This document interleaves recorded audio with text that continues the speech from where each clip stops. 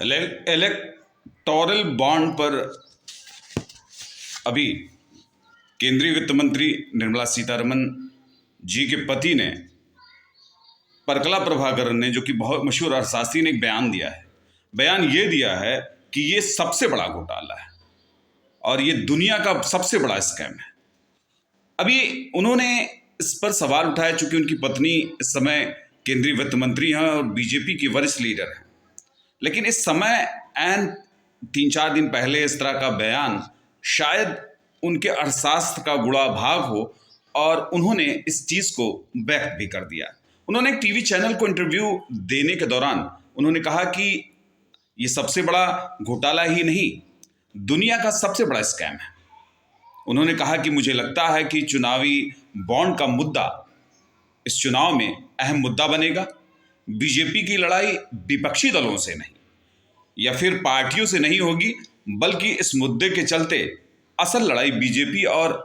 भारत के लोगों के बीच होगी।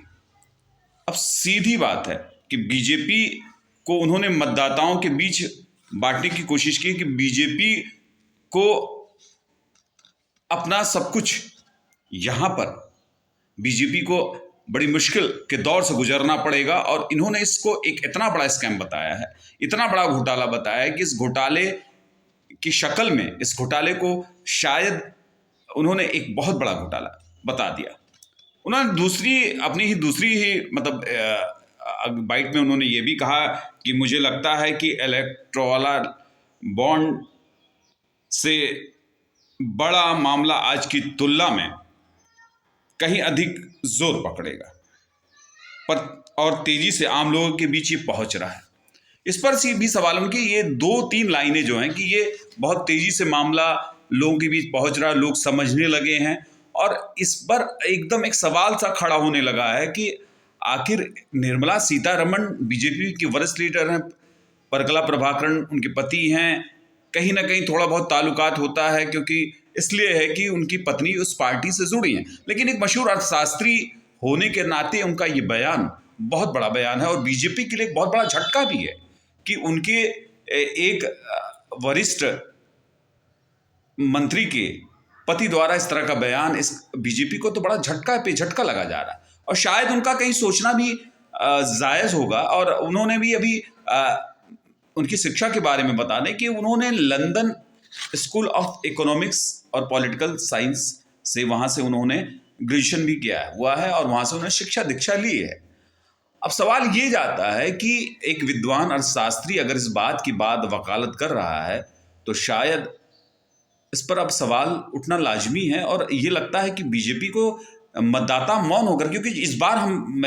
देख रहे हैं कि चुनाव जहां भी स्थिति में बड़ा शांतिपूर्ण, विपक्षी दलों के हल्ले नहीं है, विपक्षी दल प्रचार भी कर रहे हैं, बड़े शांति से सब कुछ चल रहा है, ये लगता है कि बड़े शांत तरीके से, लेकिन मतदाता भी मौन है, मतदाता की स्थिति भी एकदम मौन है और वो एकदम शांत से अपना वोटिंग करने के लिए तैयार खड़ा। कहाँ वोट करेगा ये तो अलग की बात है, लेकिन वोटर बड़ा शांत और विपक्षी दल भी बड़े शांति तरीके से प्रचार कर रहे हैं। टिकट भले इधर उधर बैठने में थोड़े से उथापुथल की स्थिति हुई, लेकिन अब का यह हालात है कि कुछ तो अलग होने वाला है।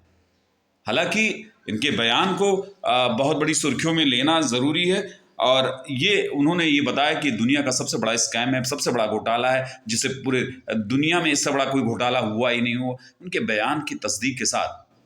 हालांकि कुछ नाराजगी हो सकती है, नाराजगी इसलिए हो सकती है कि निर्मला सीतारमण जी का बीजेपी ने टिकट तमिलनाडु से फिक्स किया। उन्होंने कहा कि वहाँ से आप लड़िए, उन्होंने कहा मेरे पास पैसे ही नहीं है कि मैं उतने पैसे से मैं चुनाव में लड़ पाऊंगी, मेरे पास मैं जितनी तनख्वाह पाती हूँ, जितना वो मेरे घर परिवार का है, और मैं उससे चुनाव कैसे मैं लड़ पाऊंगी। आखिर असमर्थता जाहिर करके उन्होंने ये कहा, लेकिन बयान भी उनके पति का इस समय आया है जिसमें बीजेपी को तो एक खास झटके की बात आएगी कि एक अहम पद के व्यक्ति के परिवार के सदस्य ने इस तरीके से उनके बीजेपी के खिलाफ बयान दिया और बीजेपी को भी इस बात का ज़रूर झटका लग सकता है। आखिर होता क्या है। नमस्कार।